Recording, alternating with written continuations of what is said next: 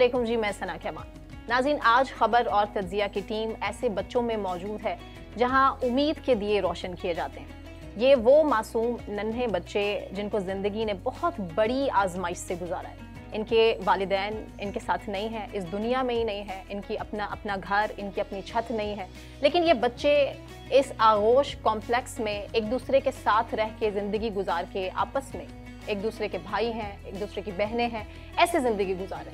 इनके साथ आज हम ईद का दिन सेलिब्रेट करेंगे और इनकी बहुत सी अच्छी एक्टिविटीज़ हैं। ये बच्चे कितना अच्छा परफॉर्म करते हैं और किस तरह ज़िंदगी गुजारें, ये सारी आपके सामने आज हम सिचुएशन रखेंगे। हमारे साथ गेस्ट भी हैं, हमारे पैनल में मौजूद हैं इस टाइम। मुज़म्मिल सौवर्दी साहब को होस्ट है मेरे। इसके अलावा कर्नल रिटायर्ड मुबशिर हैं, डायरेक्टर आगोश फाउंडेशन। मोहम्मद यासीन खान भी हैं, फाउंडर हैं सुंदस फाउंडेशन के। सुंदस फाउंडेशन के बच्चे भी यहाँ मौजूद हैं और आगोश कॉम्प्लेक्स के बच्चे भी यहाँ मौजूद। सबसे पहले कर्नल रिटायर्ड मुबशिर साहब, आप ही से मैं पूछ लेती हूँ, बच्चे आपके इस इदारे में हम यहाँ मौजूद हैं, कितनी बड़ी तादाद में आपके बच्चे यहाँ हैं और कितनी उम्र से शुरू हैं? जी, सबसे पहले तो आपका शुक्रिया अदा करता हूँ और आप लोगों को ईद की मुबारकबाद पेश करता हूँ। अपने आगोश के तमाम बच्चों की तरफ से आपके चैनल के तमाम नाज़रीन को ईद मुबारक और थैंक यू वेरी मच कि आप लोग आगोश में तशरीफ़ लाए।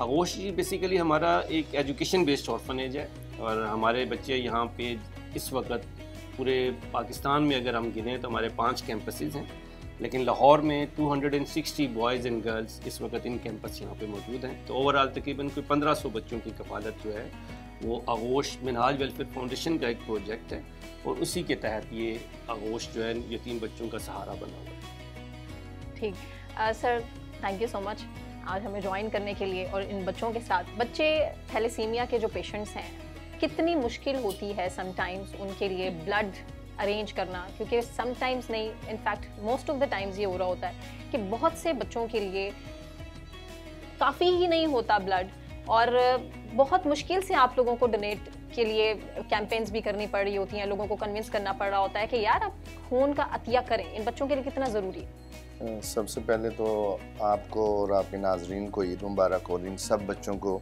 ईद मुबारक जो है मेरी तरफ से और सुंदस फाउंडेशन की तरफ से कबूल हो।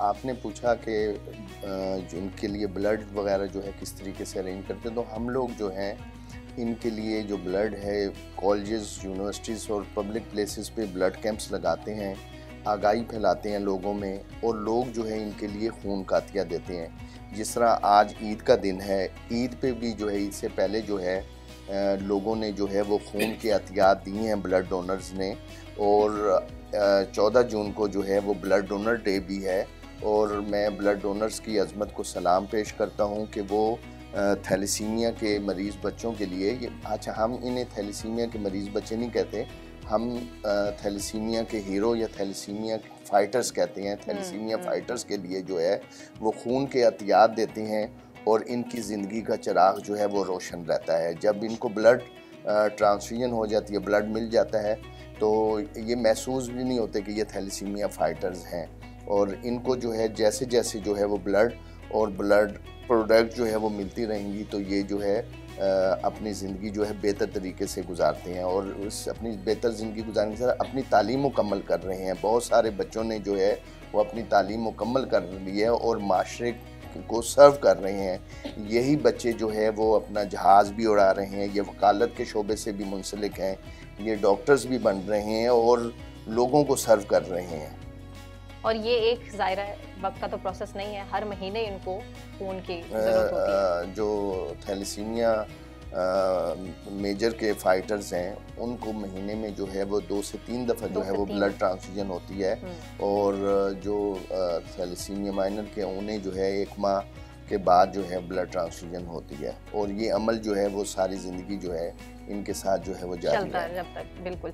मतलब कितने बच्चे हैं वो थैलेसीमिया के पाकिस्तान में तो 1 लाख से ज़्यादा जो हैं वो थैलेसीमिया के जो है पेशेंट हैं, लेकिन सुंदस फाउंडेशन के पास जो है 10,000 जो है वो रजिस्टर्ड मरीज़ हैं जिनका हर महीने जो है वो इलाज मुआवजा सुंदस फाउंडेशन जो है लोगों के ताउन से कर रहा है, और मैं शुक्रगुजार हूँ उन तमाम ब्लड डोनर्स का जो सुंदस फाउंडेशन को ब्लड डोनेट करते हैं, और बाकी इदारे भी जो थैलेसीमिया के लिए काम कर रहे हैं उनको भी ब्लड डोनेट करते हैं, और उनको ब्लड डोनेट करते रहना चाहिए, क्योंकि वो ब्लड डोनेट करेंगे तो तभी जो है इनकी ज़िंदगी का चिराग जो है वो रोशन रहेगा। और उसके साथ साथ जो मुखय्यर हजरात हैं वो जो है वो माली मुआवनत करते हैं, उससे जो है हम ब्लड बैग्स ख़रीदते हैं, उससे जो है हम लोग जो है इनकी मेडिसिन ख़रीदते हैं।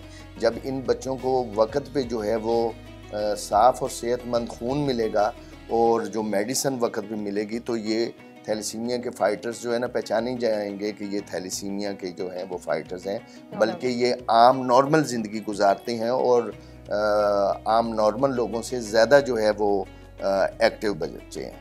हमारे जो आगोश के बच्चे हैं ना जी, उनकी तरफ से मैं आपको सुंदस फाउंडेशन को एक पैगाम देना चाहूँगा कि हमारे बच्चों को पता था, यूनिवर्सिटी के लेवल के जो बच्चे हैं, कि आज ये प्रोग्राम हो रहा है, तो उन्होंने कहा था जी कि मेरी तरफ से, हमारी तरफ से वॉलंटियर कर दीजिएगा कि हम सुंदस फाउंडेशन के तमाम अपनी बहनों और भाइयों को ब्लड देने के लिए तैयार हैं। हमारे जो बच्चे ग्रोन अप हैं माशाल्लाह, they all are volunteer to donate blood इंशाल्लाह। सर बहुत बहुत शुक्रिया। ये तो जो है वो ईद से पहले भी जो है ब्लड डोनर्स ने, और आज ईद पे भी जो है बच्चों को जो है तोहफा मिल गया माशाल्लाह। लेकिन ये है कि रिमाइंड कराते रहना चाहिए पूरी कौम को, पूरी आवाम को, क्योंकि लोग बड़े रिलक्टेंट होते हैं, बिल्कुल ब्लड डोनेट नहीं करते। कितना खर्चा है? अगर आपके पास जो बच्चे हैं वो लोगों ने, आपने बताया, अडॉप्ट किए, जी जी, मतलब ओवरसीज़ हैं, जो मुखय्यर हजरात हैं वो आपके पास आते हैं और कहते हैं कि हम 2 बच्चों की कफालत करेंगे, हम 4 बच्चों की या 1 बच्चे की, तो क्या है आप समझते हैं कि एक बच्चे की कफालत जिसमें रहता भी है, खाता भी है, पढ़ता भी है, आला तालीम भी हासिल एस्टिमेटेड बजट? जी जी, मैं वो बता दूं आपको, हमारे पास जो है ना वो पूरा फाइनेंशियल मॉडल स्पॉन्सरशिप बेस्ड है। जिस तरह मतलब हम अपने बच्चों की फ़ीस देते हैं, इसी तरह हमारे डोनर्स जो हैं इन बच्चों की कफालत भिजवाते हैं हर महीने। तो हमने एक अमाउंट फ़िक्स रखी हुई है, सिर्फ टेंजिबल एक्सपेंडिचर्स हैं, जिसमें खाना पीना, रहना, उसकी तालीम और उसकी सेहत शामिल है। वो 20,000 रुपीज़ पर चाइल्ड है कि अगर आप एक बच्चे की कफालत लेना चाहें तो आप हर महीने 20,000 रुपया पे करके उस बच्चे के डोनर और उस बच्चे के स्पॉन्सर बन सकते हैं। अच्छा, बिजली का खर्चा, बिल का भी है, ऑब्वियसली बिल्डिंग का खर्चा है, मेंटेनेंस का खर्चा है, उस हवाले से भी आप लोगों को काफ़ी मसले मसाइल? जी, ये वो जो ओवरहेड एक्सपेंसेस हैं, ऑब्वियसली हमारे पास जो है ना सोर्स ऑफ इनकम वाइड ये कफालत का फंड है। इसके अलावा मतलब गवर्नमेंट की तरफ से हमें अनफॉर्चुनेटली कोई सपोर्ट नहीं है।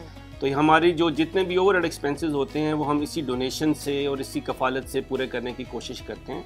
तो वो जो बिजली के बिल हैं, ऑब्वियसली आप देखें इतना बड़ा कॉम्प्लेक्स है ये, पाकिस्तान का सबसे बड़ा एतकाफ़ इस बिल्डिंग में होता है, 13,000 लोग एतकाफ़ में बैठे थे दफ़ा। तो यू कैन वेल इमेजिन कि हमारे पास यहाँ पे तहफ़ीज़ुल कुरान भी है, बच्चियों का है, बच्चियों का हॉस्टल है, स्कूल है, कॉलेज है इसी कॉम्प्लेक्स के अंदर।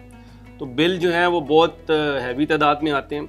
तो अभी हम लोगों ने डोनर्स से रिक्वेस्ट करके अभी अल्हम्दुलिल्लाह सोलर पैनल्स लगाए हुए हैं। इस वक्त भी हमारी ये जो लाइट आ रही है सोलर्स के थ्रू आ रही है, तो उससे काफ़ी हद तक हमारा मैनेज तो हो जाता है। लेकिन इवन देन जो है ये बिजली के बिल हमारे लिए एक ओवरहेड एक्सपेंसेस में है। हम ये रिक्वेस्ट करेंगे आपके प्रोग्राम की वसातत से कि गवर्नमेंट जो है वो दे शुड कम इन, और हमें कम से कम इस फंड में जरूर सवाल है आप दोनों से। जी जी, आपको नहीं लगता मुज़म्मिल साहब ऐसे इदारों के जो बिजली के बिल हैं वो गवर्नमेंट को वैसे ही उनको रिलीफ दे देना चाहिए, सपोर्ट करना चाहिए? मैं इस बात के बिल्कुल हक में हूँ, ऐसे इदारों को ग्रांट्स मिलनी चाहिए ताकि वो अपना काम कर सकें और ये परफॉर्मेंस बेस्ड होनी चाहिए।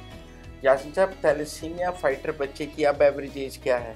और आपके पास जो ऑर्फन बच्चे हैं कर्नल साहब, उनमें से किसी ने सबसे ज़्यादा कितनी तालीम हासिल की है? 2 सवाल करना जी, मैं पहले जवाब दे दूँ। जी, अच्छा जी, हमारे जी माशाल्लाह 20 साल हो गए हैं चूँकि मुजम्मिल भाई हमें इस्टेब्लिश हुए हुए, तो हमारे पास there are lot of success stories. Lot of का मतलब ये है कि हाईएस्ट एक दो जी मैं आपको बता दूं, हाईएस्ट एजुकेशन अगर आप पूछें तो हमारे बच्चों ने PhD की हुई है।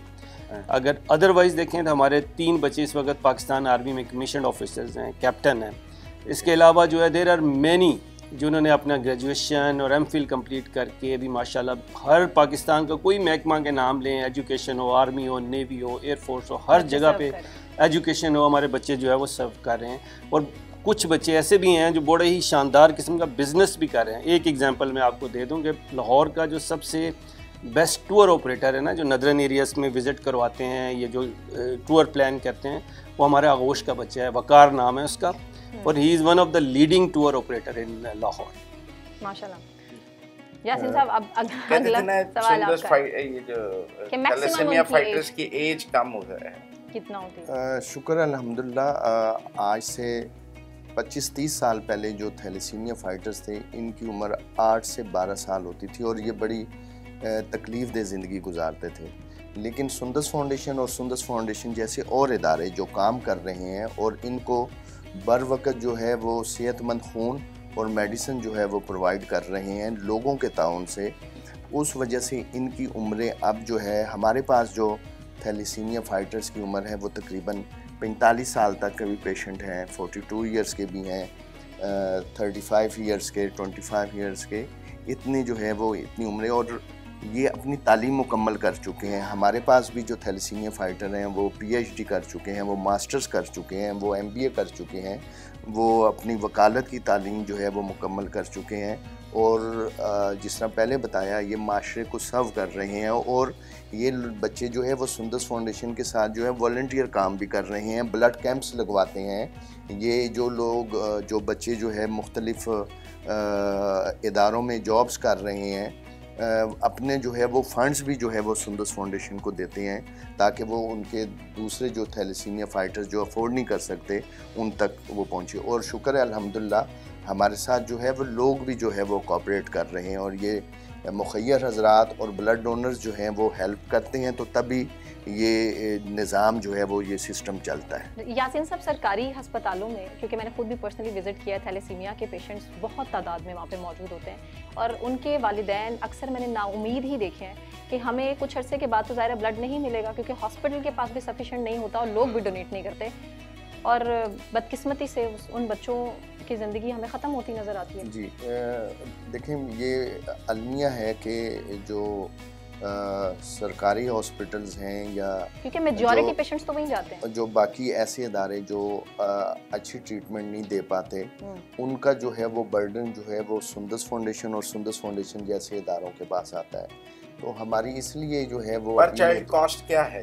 हमारी जो ये वेरी करता है मुख्तलिफ एज के हिसाब से। अब अगर फ़र्ज़ करें एक बच्चे की उम्र जो है वो तकरीबन 35 से 40 साल है या 25 से 30 साल है, तो उस एक पेशेंट पे जो माहाना ख़र्चा आता है इदारे का तकरीबन 80,000 रुपये से लेकर 1,25,000 तक आता है, क्योंकि साफ़ और सेहतमंद खून के लिए जो स्क्रीनिंग का निज़ाम है वो बड़ा, क्योंकि अगर हम स्क्रीनिंग का निज़ाम यानी ब्लड को स्क्रीन प्रॉपर तरीके से नहीं कर पाएंगे और अच्छी किट्स के ऊपर और अच्छी मशीनरीज़ के ऊपर और अच्छे स्टाफ जो है वो क्वालिफाइड स्टाफ के ज़रिए नहीं कर रहे हैं, तो थैलेसीमिया तो है और इसके साथ साथ जो है बाकी बीमारियां भी जो हैं इनको जो है वो लग जाएंगी। तो हम लोग ना सिर्फ सुंदस फाउंडेशन में जो है वो हमारा जो स्क्रीन का निज़ाम जो है वो बहुत अच्छा है, बल्कि जो है वो बाहर भी जो मुख्तलिफ हॉस्पिटल्स हैं, सरकारी हैं या प्राइवेट हॉस्पिटल हैं, उनको भी हम फ्री ऑफ कॉस्ट जो है ये खून और अज्जाए खून मुहैया करते हैं। और सुंदस फाउंडेशन जो है वो ये सर्विस जो है वो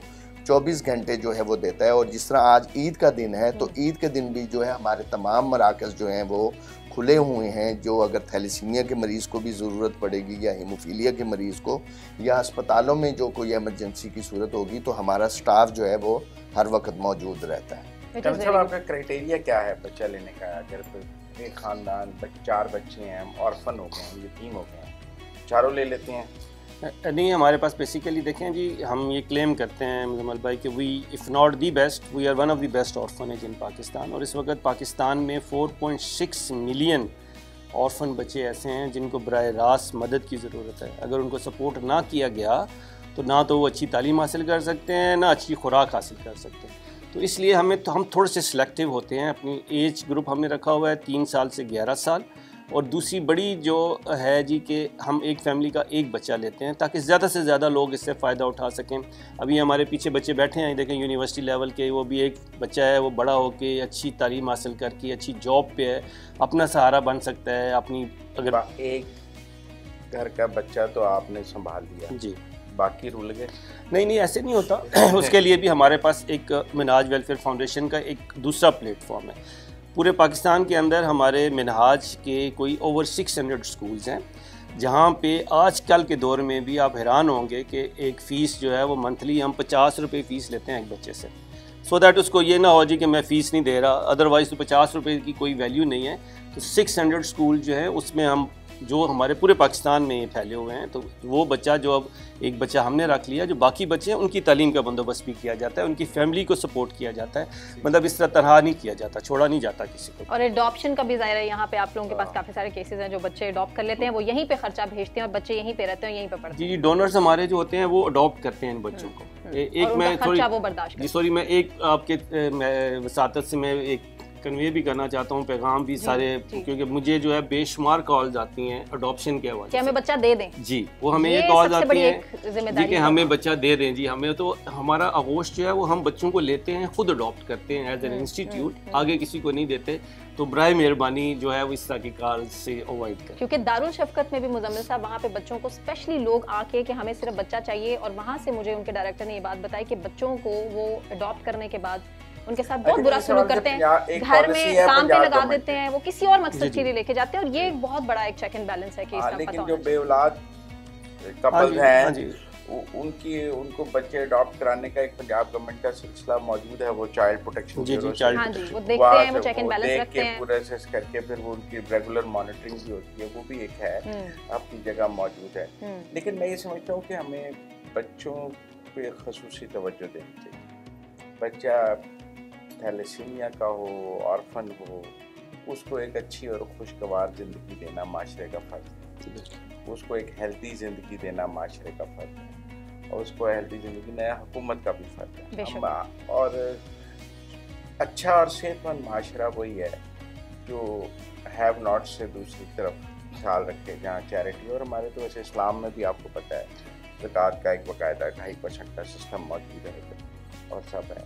लेकिन मैं फिर भी समझूंगा कि हमें लोगों को ये एजुकेट करने की ज़रूरत है कि जिंदा लोगों पर खर्च करें। आपको नहीं लगता चैरिटी तो बहुत करते हैं लोग, लेकिन चैरिटी असल हकदार तक पहुंच जाए, ये भी एक बहुत बड़ा मसला है हमारी सोसाइटी में। ज़्यादा यही है कि जो आप देखें बच्चों पे खर्च करें, मतलब एक बच्चा आपने अगर पढ़ा लिया है, कुछ कर लिया, तो आपने एक नस्ल बदली है, आपने एक बच्चे को ज़िंदगी दी है, तो आपने एक नस्ल बदली है। तो मेरे ख्याल में हर वो ऑर्गेनाइजेशन जो बच्चों के लिए काम कर रही है, वो समझे आइंदा नस्ल के लिए काम कर रही है, वो पाकिस्तान की उम्मीद के लिए काम कर रही है, और हमें उन सबको इनकरेज करना चाहिए। हम भी आज ईद वाले दिन आपके सामने इन बच्चों के साथ इसीलिए मौजूद हैं कि हमें सबसे, बल्कि मैं कहूँगा हमारे साथ तो आपने बड़ी बातचीत कर, इनसे तो बहुत बच्चों से बातचीत करें बच्चों के अंदर, क्योंकि मैं इनसे एक इंटरैक्टिव सेशन कर चुकी हूँ, बच्चों से मुलाकात मेरे हाल से करानी है। ब्रेक ले ले।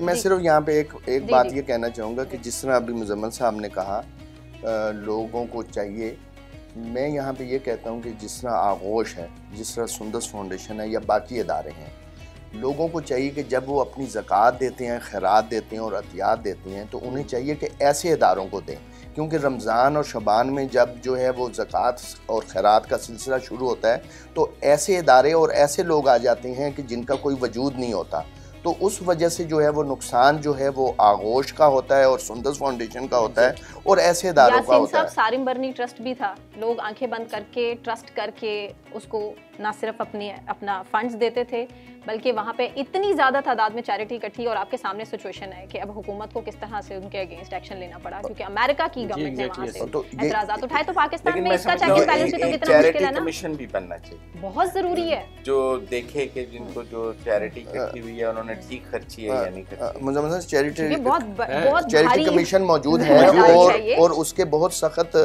कवानीन है, उनमें आगोश भी आता है और सुंदस भी आता है, उसके बाद ही हमें सर्टिफिकेट मिलता है, और ये बड़ी चेकिंग के बाद। तो मैं फिर बता रही हूँ सारिम बरनी ट्रस्ट को भी मिला था, और पूरा कराची में नहीं वो तो देखें, ये तो देखें पूरी दुनिया में इसी तरह का सिलसिला जो है वो जारी रहता है, लेकिन लोगों को चाहिए पाकिस्तान में चेक एंड बैलेंस का सिस्टम थोड़ा सा हैवी होना चाहिए, और हमारे ऊपर तो लागू है और बड़ा सख्त है, मॉनिटरिंग होनी चाहिए, मॉनिटरिंग होनी चाहिए। तो देखें, ये मैं वही पैगाम दे रहा हूँ ना कि लोगों को चाहिए वो खुद भी देखभाल के दें, इसी तरह ना किसी इदारे को दे दें जिससे जो है वो इन बच्चों का नुकसान हो, इसलिए हकदार तक पहुंचे उसका उनको ख्याल भी रखना चाहिए। ब्रेक लेते हैं, ब्रेक से वापस आने के बाद बच्चों के साथ इंटरेक्शन आपका कराएंगे। बच्चे बहुत टैलेंटेड है, मोटिवेटेड हैं और करना क्या चाहते हैं लाइफ में, एक ब्रेक के बाद आपके साथ इनसे इंटरेक्शन कराते हैं।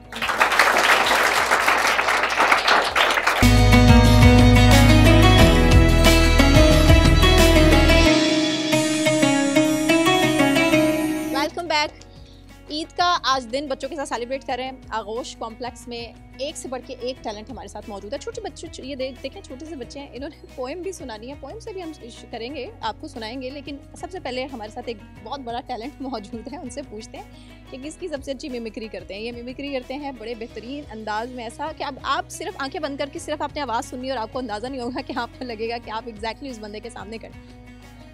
अल्हम्दुलिल्लाह। अब अपना नाम बताएं। मेरा नाम तौहीद खान है। तौहीद कौन सी क्लास में आप? मैं BS कर रहा हूँ, मैथ्स कम्युनिकेशन। आपका टैलेंट सबसे पहले शेर अफजल मरवत, वही सुन लें। जी, वैसे तो काफ़ी कैरेक्टर्स है पॉलिटिशियन में और कार्टून्स में। शेर अफजल मरवत साहब से शुरू करो।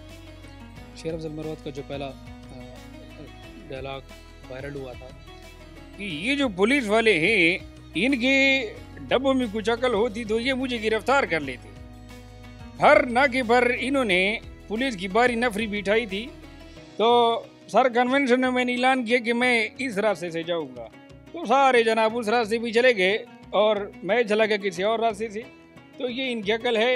और इस्लामाबाद में पुलिस वालों ने रिहाइशगाह पे हमला किया, तो आते साथ ही उन्होंने बंदे को थप्पड़ मारा, तो मैंने कहा मारो इन उल्लू के पट्टों को। तो फिर हमने भी मारा और एक की तो मैंने शर्ट खींची तो वो डर करके फट गई। आप लोगों को यकीन है मुझे कि ये लग रहा होगा कि आप शेर अफजल मरवत साहब को ही सुन रहे हैं। शेख रशीद साहब के हवाले से। हाँ जी, देखें जी, सबसे पहले तो मैं समझता हूँ कि नवाज शरीफ और शहबाज शरीफ की गोटी फिटा और राना सनाउल्लाह थू। अच्छा जी, एक और शहबाज शरीफ साहब की मेरे ख्याल से। शहबाज शरीफ की भी कर लेता हूँ। बिस्मिल्लाहिर्रहमानिर्रहीम। अब चूँकि आपको पता है कि दौर बदल गए, तो हमारे भीख मांगने का तरीका भी बदल गया। तो आप ये मत समझिए कि हम पाकिस्तान के लिए कुछ नहीं कर रहे, आपकी सोच ही गलत है। हम इंशाल्लाह पाकिस्तान को और आपको इंशाल्लाह उफ़क़ की उन बुलंदियों तक लेके जाएंगे जहाँ तक आपकी सोच भी नहीं जाती। बहुत शुक्रिया। मेरे ख्याल से तालियां तो बनती हैं, क्यों इतनी कंजूसी हो रही है यहाँ पे। अच्छा जी, ये डिमांड आ रही है यहाँ से इमरान खान के हवाले से। इमरान खान की आपको मिमिक्री आती तो यहाँ पे आ रही है इस तरफ, ताकि थोड़े पूरे एक्सप्रेशंस के साथ। इमरान खान का वो जब इलेक्शन हो रहे थे 8 फरवरी को, तो इमरान खान ने कहा था कि बिस्मिल्लाहिर्रहमानिर्रहीम, इय्याक नअबुदु व इय्याक नस्तईन। अल्लाह, हम तेरी इबादत करते हैं और तुझी से मदद चाहते हैं। 8 फरवरी को आप सब ने अपने हकीकी आज़ादी के लिए निकलना है, इमरान खान के लिए नहीं निकलना। और इंशाल्लाह आपके भरपूर तावन से और आपकी कोशिशों से ये जितने पटवारियाँ, ये जितने लोटे हैं, हम इन सबको उठा के बाहर फेंक देंगे। और फिर ये कहेंगे कि खान आया था लेकिन अकेला आया था, साथ को एम्पायर नहीं लेकर आया। और इंशाल्लाह सारी दुनिया देखेगी, सिर्फ पाकिस्तान नहीं देखेगा। बहुत शुक्रिया। ये टैलेंट जनाब नाजरीन, ये जो टैलेंट है ये आगोश कॉम्प्लेक्स का टैलेंट है। आप अपनी सीट पे आ जाएं प्लीज़। और किसी ने कुछ और, कोई और फरमाइश किसी और के हवाले से मिमिक्री करानी है तो बता दें, बिकॉज उनको तो और भी बहुत सारे कैरेक्टर्स। हाँ, मोटू पतलू, बच्चों के हवाले से भी मोटू पतलू की कैरेक्टर की आप मेरे ख्याल। बच्चों की ये फरमाइश वैसे बहुत होती है। मैं घर भी जाता तो बच्चे कार्टून नहीं देखते, मुझे देखते हैं। मोटू पतलू के चंद कैरेक्टर सुनाऊंगा, बच्चों की डिमांड वैसे ज़्यादा होती है। अरे जॉन भैया, समोसे लेकर आओ, अगर चोरी वोरी नहीं करनी, पैसे देकर लाने हैं, ईद का मौका है, समोसों को छोड़ो, गोली मारो। ओह, जॉन बनेगा डॉन और मोटू पतलू जीतेंगे 5 लाख रुपए। कभी नहीं। अयो माँ, चिंगम के जंगल से बचना इम्पॉसिबल है, बोले तो इम्पॉसिबल डिश को है, जेल में डाल दूंगा। ये वाकई बच्चों ने बहुत एंजॉय किया, बच्चों के एक्सप्रेशन देखने वाले थे। छोटे बच्चे भी हैं, बच्चियों की तरफ आते हैं। अच्छा, बच्चियां भी किसी से पीछे नहीं है, बहुत मोटिवेटेड हैं। और बच्चियां फ्यूचर में करना क्या चाहती हैं, ये मेरे ख्याल से आपको सुनना बड़ा ज़्यादा ज़रूरी है। क्या बनेंगी आप बड़ी होके? Army officer. अच्छा, कौन सी क्लास में? 6। आर्मी ऑफिसर बनेंगी आप? यस। शौक है। आप क्या बनना चाहते हैं? एयरफोर्स। एयरफोर्स, क्योंकि मेरे ख्याल से अभी हालिया पाक भारत जंग के बाद पाक फोर्स को ज्वाइन किया। एयरफोर्स। अच्छा, आप क्या बनना चाहते हैं? PhD doctor. अच्छा, मैं बाकी बहुत से बच्चों से मैंने पहले ही इंटरेक्शन किया था, तो ये बहुत से बच्चे यहाँ पे पाक फौज ज्वाइन करना चाह रहे हैं, क्योंकि अभी रिसेंटली पाक भारत जंग के बाद हमारे पाक फौज का तो मुराल और पूरी कौम ने बहुत ज़्यादा सपोर्ट किया और उसके बाद मोटिवेशन बहुत सारे बच्चों की है। तिलावत बच्चियाँ उनसे सुनते हैं जी। अऊज़ु बिल्लाहि मिनश शैतानिर रजीम बिस्मिल्लाहिर रहमानिर रहीम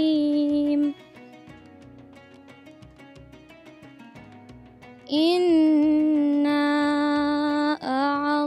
अअतैनाकल कौसर फसल्लि लिरब्बिक वन्हर इन्ना शानिअक हुवल अबतर सदक़ल्लाहुल अज़ीम। जज़ाकल्लाह, बहुत खूब। नात हमारे साथ खतीजा हैं, ये हमें सुनाएंगी जी।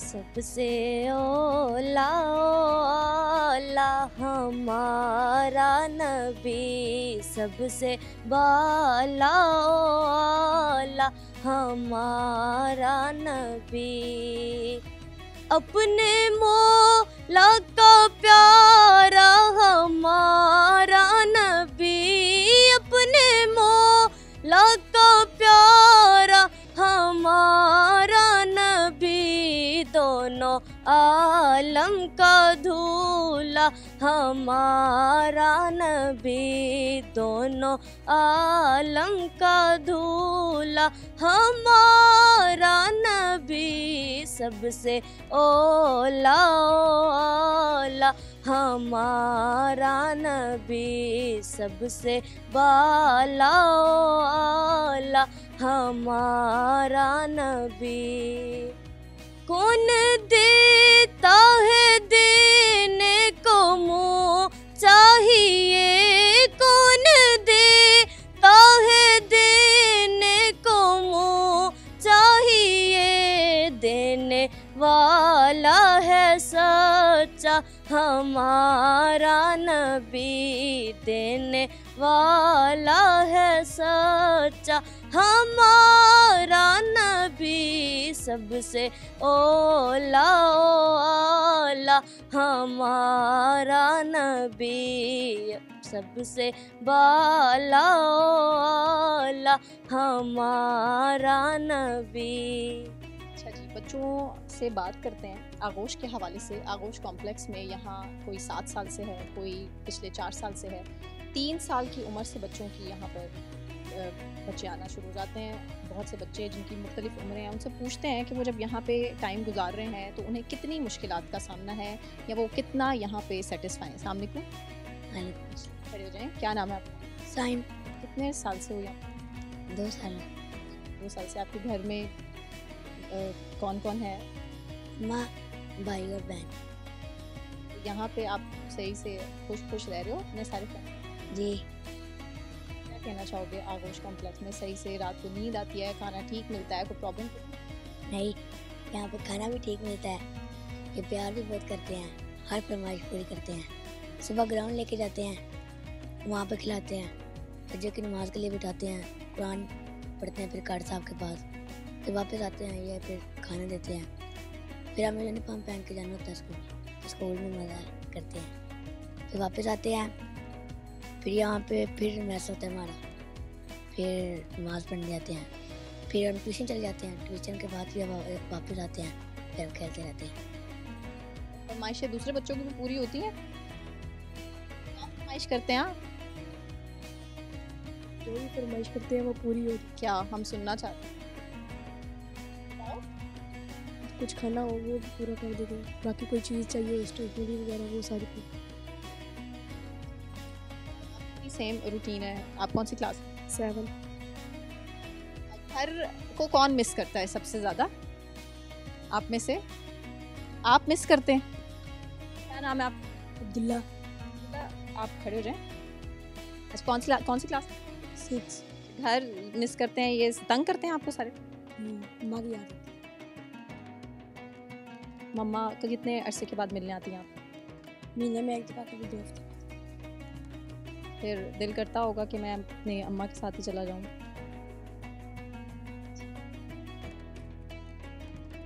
क्या कहती हैं अम्मा कि कितने अरसे के बाद यहाँ से आपको ले जाएंगे? मैं कहते कि आप बड़े आदमी बने।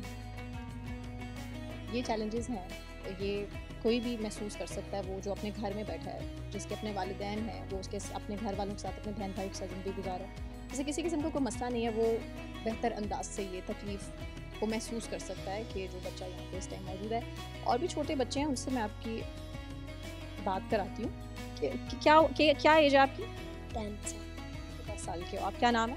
बाकी कितने अरसे से आप यहाँ रह रहे हो आगोश कॉम्प्लेक्स? 1 साल से। और 1 साल पहले आप अपने घर में थे, अब घर वालों से दूर यहाँ रहते हो, फ्रेंड्स आपने यहाँ पे बहुत सारे बना लिए होंगे, घर तो याद आता होगा आपको कि ये अच्छा लगता है? गर्मी आता है यहाँ पे, अच्छा। गुड। तो फ्रेंड्स कौन कौन से यहाँ पे और क्या करते हो उनके साथ? सारे खेलते हैं। पढ़ाई करते हो? अच्छा, आपने अच्छी सी पढ़ाई करनी है, बड़ा यस। क्या बनना बड़े हो? Army pilot. Army pilot, very good. हमारे पास बहुत सी डिमांड है यहाँ पे बच्चों की कि बच्चों ने आर्मी को ज्वाइन करना है, किसने पायलट बनना है। एक बच्चा जो अभी 7 दिन पहले ही आगोश कॉम्प्लेक्स में आया है और उसका यहाँ पे दिन कैसे गुजरते हैं, रात कैसे गुजरती है, उससे पूछे। अस्सलाम वालेकुम। मुनीब, आप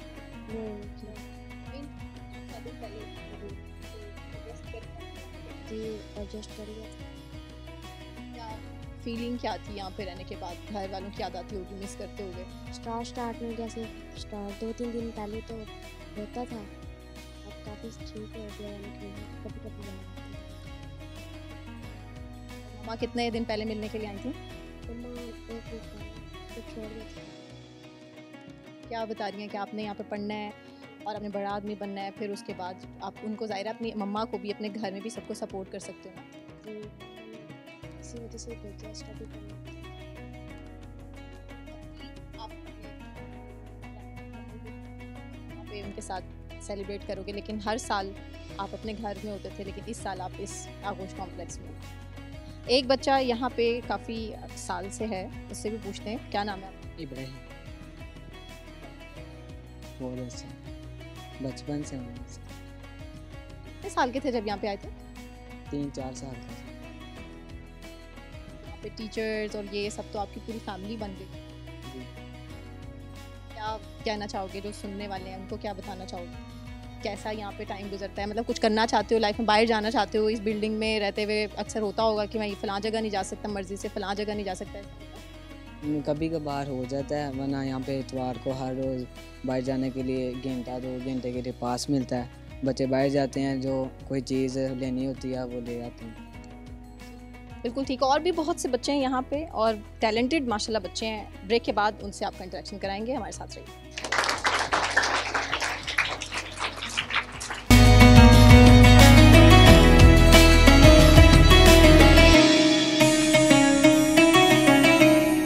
वेलकम बैक। बच्चों के दिलचस्प सवालों के साथ आपके सामने फिर से हम मौजूद हैं। बच्चे कुछ सवाल करना चाह रहे हैं। क्या हाल है आपका? अल्हम्दुलिल्लाह। क्या नाम है? शहनाज। शहनाज, आपका सवाल मुज़म्मिल साहब के लिए है, कर्नल साहब के लिए है या फिर क्या सवाल है? इमरान खान रिहा कब होंगे? मुज़म्मिल साहब, आपके लिए सवाल है कि इमरान खान रिहा कब होंगे? जब अदालतें उनकी जमानत ले लेंगी और जब अदालतें उन्हें रिहा करेंगी तो वो जरूर रिहा हो जाएंगे, लेकिन जल्दी रिहा होते मुझे नज़र नहीं आ रहा। थोड़ा सब्र करना पड़ेगा आपको। कर लेंगे थोड़ा सा? क्यों इमरान खान को क्यों रिहा होना चाहिए?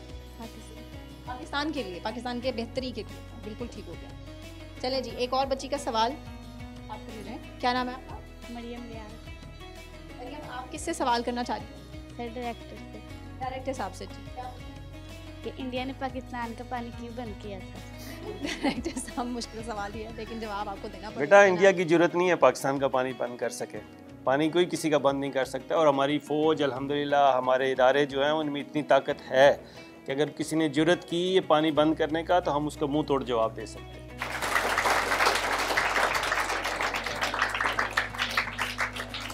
और आपका सवाल है? क्या नाम है आपका? मशल मजीद। कौन सी क्लास में हो? 6। क्या क्वेश्चन करना चाहोगे और किससे करना चाहोगे? डायरेक्टर सर से कि आगोश कब बना था? आगोश कब बना था? इस हाँ बच्ची जी। के सवाल के साथ मैं भी थोड़ा सा ऐड कर देती हूँ कि कितनी बच्चियाँ अभी तक यहाँ से पढ़ने के बाद, ग्रेजुएशन, मास्टर्स या PhD करने के बाद किस पोजीशन पे?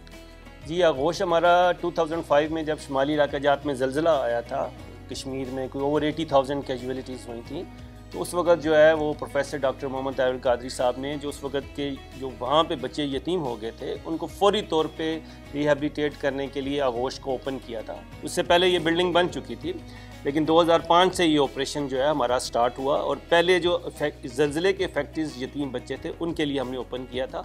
वो माशाल्लाह सब के सब कोई 35 बच्चे उस वक़्त आए थे और वो सब के सब अभी किसी ने एमफिल कर लिया हुआ है, किसी ने पीएचडी कर लिया हुआ है, कोई बड़ी बेहतरीन बिजनेसेस कर रहे हैं, वो सारे माशाल्लाह बड़ी कामयाब ज़िंदगी गुजार रहे हैं। और दूसरा जो आपका क्वेश्चन था जी कि बच्चियाँ कितनी हैं, बच्चियाँ असल में हमारा जो है ना वो बेशुमार बच्चियाँ हैं जो अभी इस वक्त यूनिवर्सिटी लेवल तक पहुँच चुकी हैं और यहाँ से ग्रेजुएट होके एक मैं आपकी और भी बता दूं कि हम लोग यहाँ पे जो हमारी ये जो बच्चियाँ हैं, हमारी बेटियाँ हैं, बिल्कुल इनको सिर्फ तालीम नहीं देते, तालीम के साथ साथ फिर जब ये बच्चियाँ बड़ी होती हैं, जब अपने मास्टर्स कंप्लीट कर लेती हैं, उसके बाद उनको शादी का प्लेटफॉर्म भी आगोश देता है।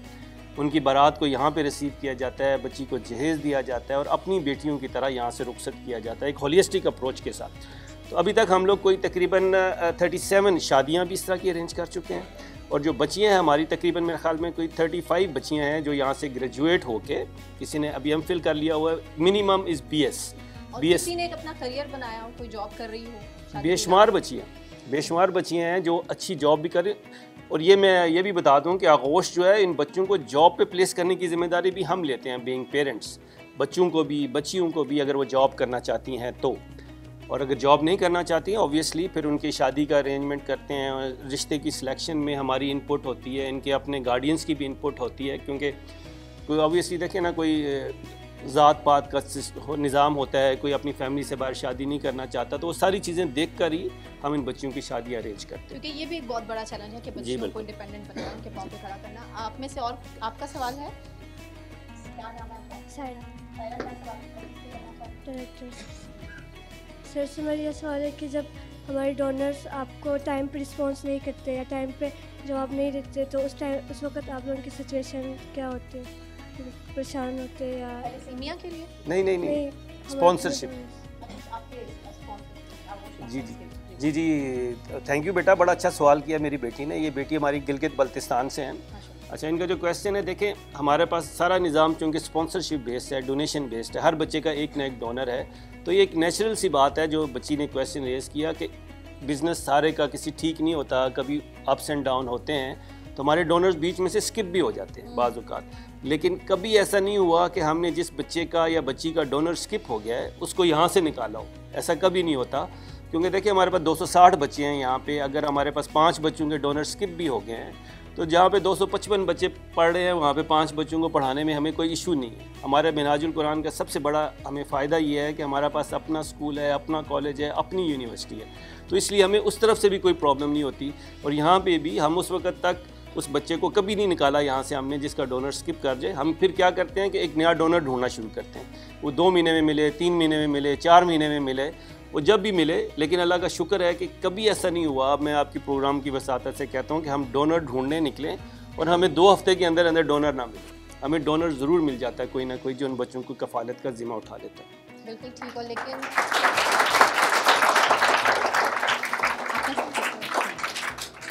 एक और बच्ची सवाल करना चाह रही हैं जी। क्या नाम है आपका, कौन सी क्लास? मेरा नाम मेरा है, मैंने मैट्रिक के पेपर दिए, फर्स्ट ईयर में एडमिशन लिया है। मेरा सवाल डायरेक्टर साहब से है कि जैसे सिंगर्स फाउंडेशन थैलेसीमिया फाइटर्स की ज़रूरियात के अलावा ख्वाहिशात को भी पूरा करता है, उनकी ख्वाहिशात को भी मद्देनज़र रखा जाता है, तो ऐसे ही क्या आगोश में भी इन बच्चों की ख्वाहिशात को पूरा किया जाता है? जी माशाअल्लाह। ख्वाहिशात में से क्या कुछ कोई आप कैटेगराइज करें? ज़रूरियात के अलावा कुछ बच्चों की ख्वाहिशात होती हैं, बर्गर शर्गर खिलाते हैं, KFC खिलाते हैं, मैकडॉनल्ड खिलाते हैं। बस यही पूछना चाह रही हूँ कि बच्चों की ख्वाहिशात भी पूरी की जाती हैं ज़रूरियात के अलावा भी? जी, बच्चों को सैर पे लेके जाते हैं। बल्कि हमारे प्लेटफॉर्म आप भी थैलेसीमिया फाइटर्स के बच्चों को सैर पे लेके जाते हैं? बिल्कुल, हम लेके जाते हैं। ये तो बच्चे खुद बताएंगे कहाँ कहाँ जाते हैं। जी, मैं भी आपसे ये रिक्वेस्ट करूँगा, ये आंसर, इसका आंसर जो है ना किसी बच्ची से पूछे। आप इन्हीं बच्चों से पूछें, ये मरियम से पूछें जी कि क्या इनकी ख्वाहिशात पूरी की जाती हैं कि नहीं। जी मरियम, मुझे बताएं, वैसे फ्रैंकली आपने बताना है सामने कैमरे की तरफ। बिल्कुल। आप मुझे बताएं कि ऑब्वियसली बहुत सी बच्चियां, आप सब इकट्ठे रहते हैं, साथ रहते हैं, दिल करता होगा कभी कि आपको ये खाना है, ये सूट चाहिए, ये ज्वेलरी पहननी है, ईद आ रही है तो हमें ऐसे करना है, तो वो सारी चीज़ें आपकी कैसे पूरी होती हैं? मतलब कि जब मतलब कि हमें कोई चीज़ चाहिए होती है तो हम लोग सर के ऑफिस में जाते हैं, हम सर से डिमांड देते हैं कि हमें ये चाहिए, तो सर हमें वो फ़ौरन चीज़ ला के देते हैं, ना कि हमें लेट करते हैं। जब मुझे कपड़े चाहिए होते हैं तो सर मुझे ईद के कपड़े हमारे कहने से पहले हम दे देते हैं और हमें हर चीज़ देते हैं। और हम बाहर भी लेके जाते हैं, माना मोल लेके जाते हैं, इंजॉय आइलैंड लेके जाते हैं, बहुत सी जगह जहाँ पे सर हमें ले गए। हमें यहाँ पे बहुत खुशी और सारी बच्चियाँ बहुत ज़्यादा खुश रहती हैं यहाँ। चलिए डायरेक्टर साहब से थोड़ा सा सवाल मुश्किल कर लेते हैं। डायरेक्टर साहब, ज़रूरी नहीं है, हर घर के अपने हालात होते हैं। ये आगोश कॉम्प्लेक्स भी एक घर है आपका, यहाँ पे अक्सर ऐसा होता होगा कि बजट ना काफ़ी होता होगा, कम पैसे होते होंगे और बच्चों की जिम्मेदारी ज़ाहिर ज़्यादा है, पढ़ाई भी है, लिखाई है, कपड़ों से लेकर हर खाने पीने हर एक चीज़ का एक इशू आपके सामने होता होगा। तब कैसे मैनेज करते हैं? बच्चों को समझाना भी एक बहुत बड़ा काम है ना। नहीं, हमारे बच्चे माशाल्लाह बहुत साबिर हैं और बड़े कोऑपरेटिव हैं। मैं चाहूँगा कि आप लोग जो है ना हमारे आगोश का विज़िट करें। आप नीटनेस और सफाई की सूरत हाल देखें। यहाँ पे जो बच्चे ये खुद मेंटेन करते हैं अपने कमरे, सफाई, हर एक चीज़ बड़ी बेहतरीन मेंटेन करते हैं। हमें जो है इनकी ख्वाहिशात पूरी करने में अल्लाह ताला की ख़ास मदद हासिल है। मैं ऑनेस्टली बता रहा हूँ आपको कि मैं अल्लाह को हाज़िर नाज़िर जान के कह रहा हूँ कि कभी ऐसा नहीं हुआ कि इन बच्चों ने कोई ख्वाहिश की और वो पूरी ना हुई हो। कौन करेगा अपने से सवाल? खड़े हो जाए जल्दी जल्दी से, हम इनके सवाल लेके, क्योंकि टाइम भी कम है। सर यहाँ से करना है। साउंडेड फाउंडेशन में आपको कितने अरसे हो गए हैं? ये मेरे ख्याल से इस सवाल को हम सुंदस फाउंडेशन में आपको कितना अरसा हो? आपको सुंदस फाउंडेशन को 27 साल जो है वो बने हुए हो गए हैं और थैलीसीमिया, हीमोफीलिया और दीगर अमराज में मुब्तला जो बच्चे हैं या जो मरीज़ हैं उनको, और बाकी हॉस्पिटल्स में भी 27 साल मुकम्मल हो गए हैं और मैं भी पहले दिन से सुंदस फाउंडेशन के साथ हूँ। क्या सवाल है? मेरा डायरेक्टर साहब से कि आप माशाल्लाह फ़ौज से कर्नल रिटायर्ड हुए हैं, आपकी फेवरेट वेपन कौन सी? फेवरेट वेपन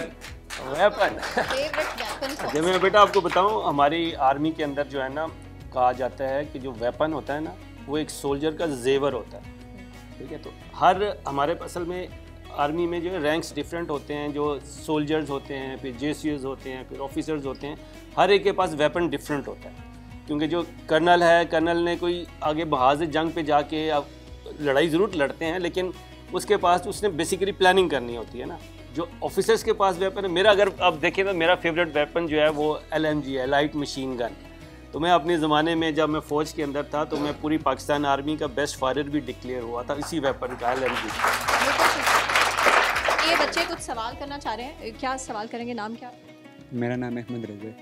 जैसा कि आज ईद का मौका है, हम ईद मना रहे हैं और हमारे भाई जो मकबूजा आज़ाद कश्मीर में और मसला आज़ाद कश्मीर जो काफ़ी सालों से हल नहीं हुआ, तो मेरा सवाल सर मुजम्मिल से है कि क्या ये हल हो पाएगा कि नहीं? कि कश्मीर का मसला हल करने के लिए पाकिस्तान को एक बड़ी माशी ताकत बनना पड़ता है। जैसे चाइना ने हांगकांग हासिल किया है बगैर जंग किया हासिल। मेरे ख्याल में जब हम पाकिस्तान को माशी तौर पे इतना मजबूत कर लेंगे तो कश्मीर खुद ब खुद हमारे साथ इंशाअल्लाह। और आखिरी सवाल, इसके बाद हम क्लोजिंग की तरफ जाएंगे।